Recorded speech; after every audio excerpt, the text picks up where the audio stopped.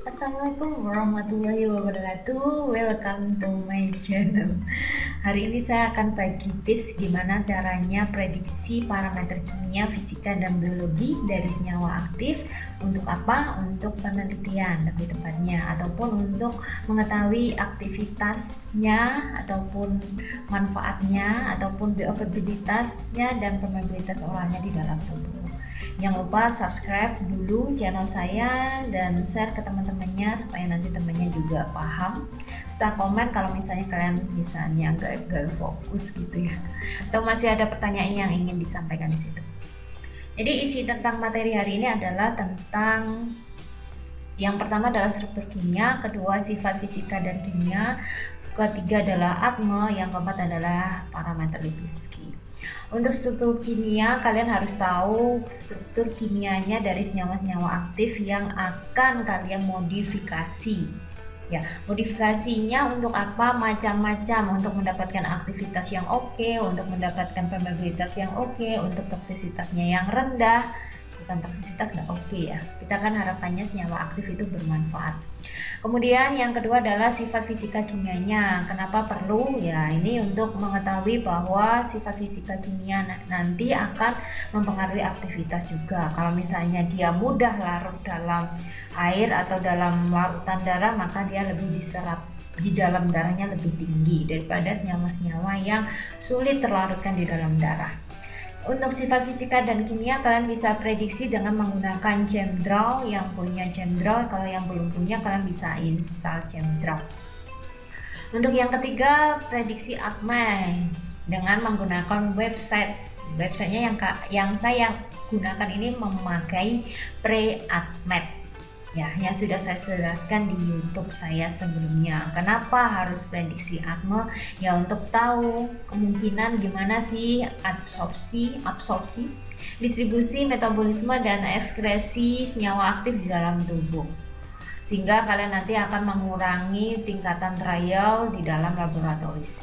Kemudian yang keempat adalah prediksi parameter Lipinski untuk mengetahui bioavailabilitas dan permeabilitas oral secara bioinformatif. Ini sudah agak beda ya dengan yang saya gunakan sebelumnya. Ini yang sekarang pakai www.scfbo.strep.iitd.res.id. Untuk antosianin sendiri, dia merupakan pigmen polifenol yang termasuk pada golongan flavonoid. Antosianin itu bertanggung jawab terhadap warna-warna yang bisa kita lihat ya pada tumbuhan ataupun buah-buahan. Warna merah sampai oranye hingga biru sampai ungu dari tanaman. Bentuk agligonya disebut sebagai antosianidin, sedangkan glikolnya sebagai gula yang diikat secara glikosidik. Antosianin ini dia stabil pada pH asam 1-4. Senyawanya bersifat polar yang memiliki struktur benzopiran.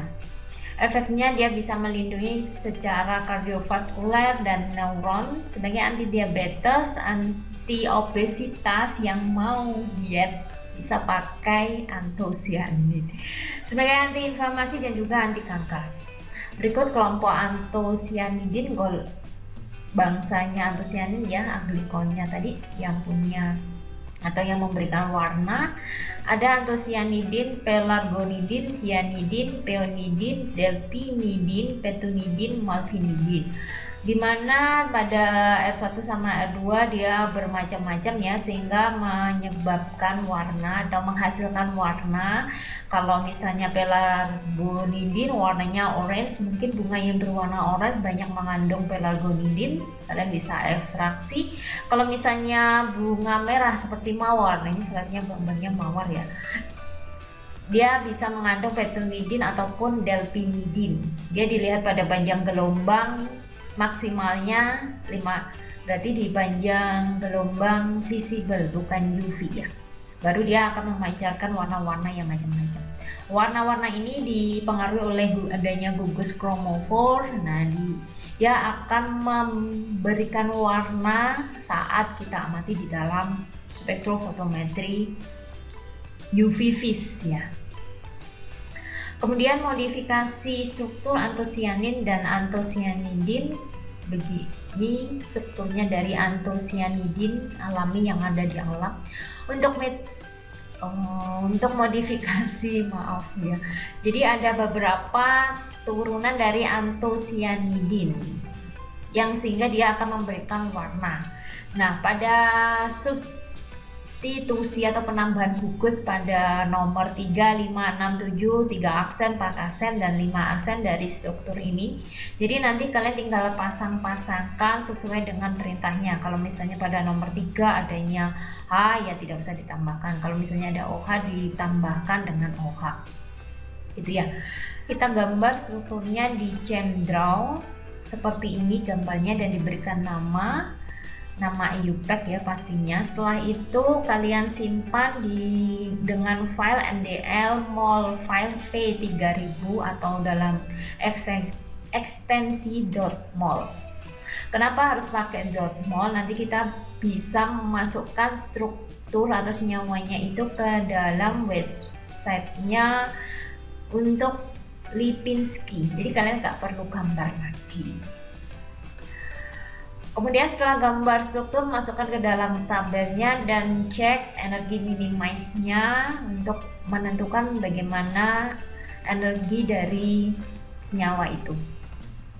Selanjutnya yang prediksi atme ya, kalian masukkan ke pre-atme atau pre-atmet gitu ya untuk memprediksi atmenya. Digambarkan strukturnya, ini saya belum menemukan save filenya dalam bentuk apa, jadi kalian harus gambar lagi strukturnya. Kemudian tinggal dimasukkan prediksinya berapa. Nah, caranya kalian bisa buka lagi YouTube saya tentang kriteria atme ya, dan menggunakan program VRT atme. Kemudian untuk prediksi permeabilitas dan bioavailabilitas yang di YouTube saya sebelumnya saya sudah sampaikan di Swiss Atme.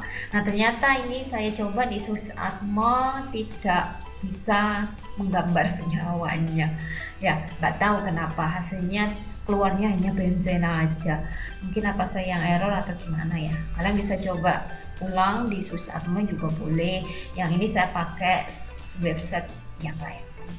Sepertinya lebih gampang pakai website itu karena yang baru yang sudah saya share, karena dia langsung spesifik untuk melihat Lipinski aja gitu ya, jadi tidak keluar data macam-macam.